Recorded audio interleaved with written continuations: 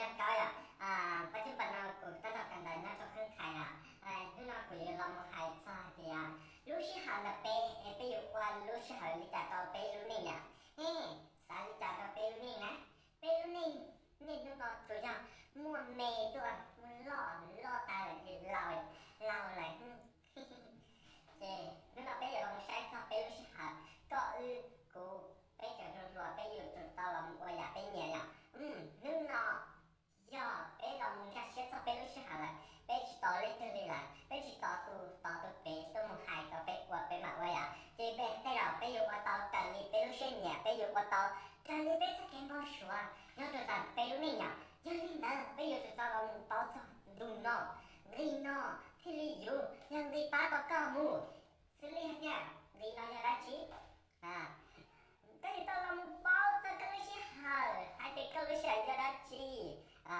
ก็รู้สิหาไม่ตัวล่อเจ้าเลยอยู่จุดมั่วเราเลยซึ่งไปยังนี่เลยนั่นมาก็อยู่ตลอดก็ใช่ก็รู้สิยังได้จีอีนู่นนั่นกับเราสมองยังนู่นเราก็要录下那套路了，但几个家人没有录下那知道了，你要录下大几了天，要不你，你玩呢，你就到了大几，要你那个就到了我们下，你老张，你那个就到了我们十个录下木不，要一只梦，不呀，สุขภาพแล้วก็กับเจ้าก็ที่เรียกว่าเต่าก็จะก็อย่างแล้วก็นี่ก็ปืนเต่าลงนะยังนี่นะเจ็บส่วนดีตลอดมุนดิฮะก็ตอนเรามาฉีดสมองเราว่าอย่าเขาหลุดตัดจับก็เนี่ยทุกวันสุดท้ายจะไปกันต้องกันได้ไปเนี่ยทุกไปกันต้องกันได้เนี่ยชีวิตเราเป็นฉีดสมองต้องไปกันเนี่ยท่องแล้วเรามุละไปอยู่ตอนเรามุท่านเดียจ้าเนี่ยฉีดสมองเนี่ยไปอยู่ว่าได้สิอ๋อสมองว่าน่าว่าเขาเนี่ย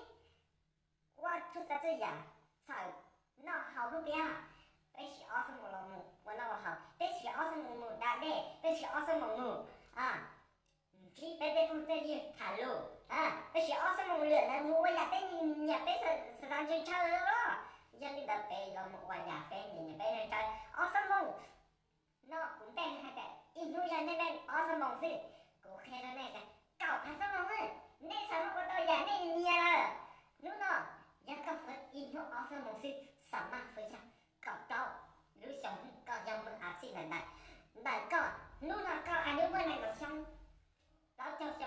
ก็ดูว่าtaoอยากก็อย่างเงี้ยเลยมึงสิไงวันนี้จะก็ชิว่านู่นเราก็จะเปี้ยกันก็กันบอกหมดเลย